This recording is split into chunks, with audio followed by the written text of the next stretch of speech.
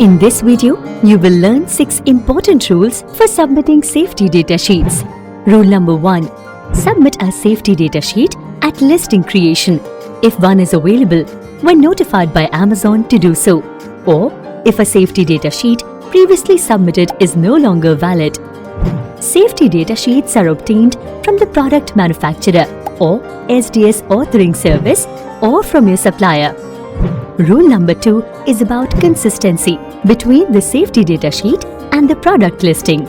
To be compliant, the safety data sheet, the item itself, and the Amazon detail page must all have the same product name and manufacturer details. Rule number 3. The safety data sheet submitted should be issued or revised in the last 5 years, otherwise it may be rejected. Rule number 4. The safety data sheet must be available in the language or languages required for each country the item is being sold in. In addition to language requirements, safety data sheets must also be compliant with any other local regulations and standards. Rule number 5.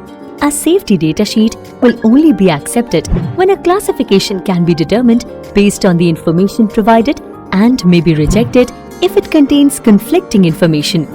If you have conflicting details, address the discrepancy with the author of the safety data sheet. Lastly, rule number 6. Be sure the document submitted is a safety data sheet. Any other documents will be rejected. For example, we do not accept certificates or test reports as initial submissions in place of a safety data sheet. SDS is provided by manufacturer or supplier. Amazon does not provide any SDS templates or form to fill and submit. For more information, please visit the Dangerous Goods Learning Series on Seller University and help pages on Seller Central.